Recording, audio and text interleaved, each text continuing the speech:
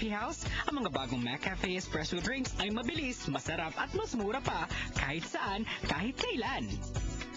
At ang Kababayan LA po ay malapit ng magdiwang ng ating 4th anniversary, 4th birthday of Kababayan LA. Abangan niyo po yan. Of course, we wouldn't be here if not for you. So nagpapasalamat po kami sa inyong patuloy na pagtangkilik sa Kababayan LA. Also, thank you to our sponsors, our friends here on the show. Michael Molina of Manay Salon, thank you so much for my hair and makeup. Also, Dr. Frida Brookshire, Brookshire Dental Care. At marami rin pong salamat sa O Skincare, my favorite place.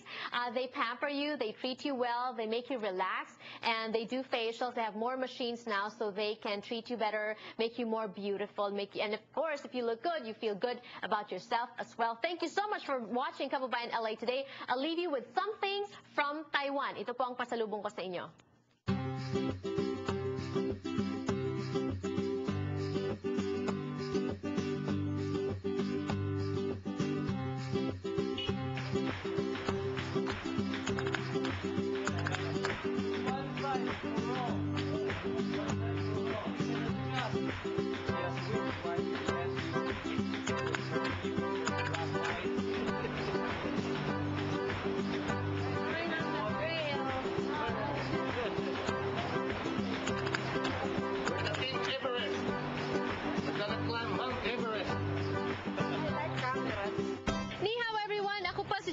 Ang inyong kababayan dito sa Los Angeles, coming to you from Taiwan, and Xie for joining us as we continue to explore Taroko National Park. In the past, we've shown you nature's wonders at its best dito po sa Taroko National Park. But you know what? That's not just the only attraction here, because there are also man-made wonders here. I'm talking about Turn of the Nine Trails, kung saan po kinarve ang tunnel out of different rock formations, and that was done in about 4 years, 1956 to 1960. We're gonna go inside and see how it looks like. Pero bago ang lahat, don't forget your helmets. They say it's dangerous, and for safety reasons, we have to wear this in order to protect ourselves from falling rocks. So are you ready? I'm ready with mine. Let's go.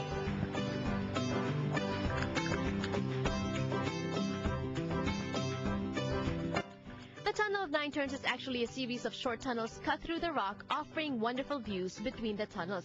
There are more than 9 turns, pero sa Chinese, 9 is a symbol for many. Walking through the Tunnel of Nine Turns gives access to very nice sceneries of the gorge, the river, the tunnel, and the surrounding vegetation.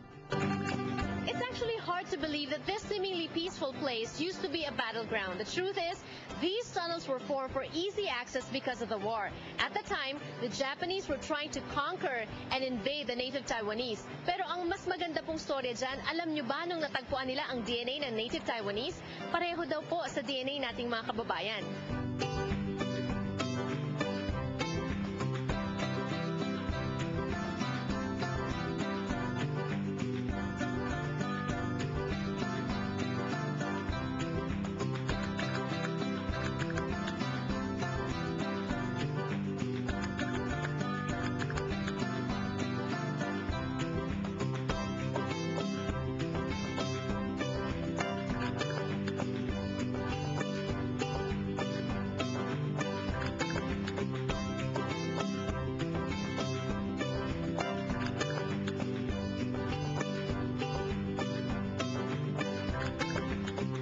Done during World War II, because the Japanese came here in Taiwan, and then there's a lot of native people who lives in the area, and the Japanese want them to go back to the mainland, to go down in the place so that they could control it.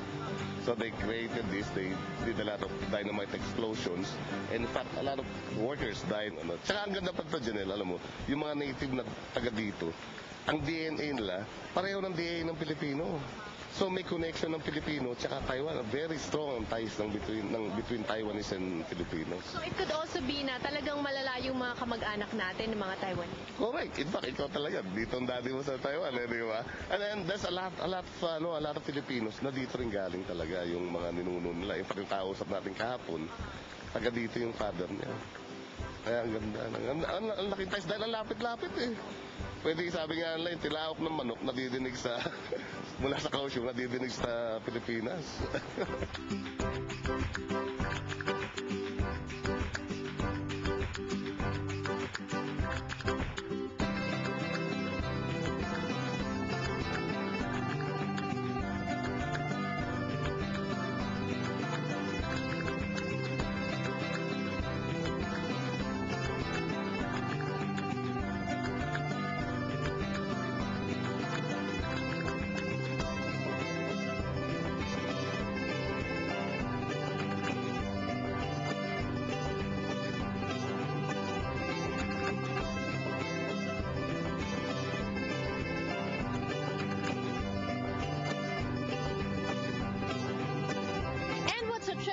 Taiwan without a visit to the temples. Right now, we are in front of the Eternal Spring Shrine. This is a temple built in honor of the 212 people who died during the construction of the Central Cross Island Highway. And of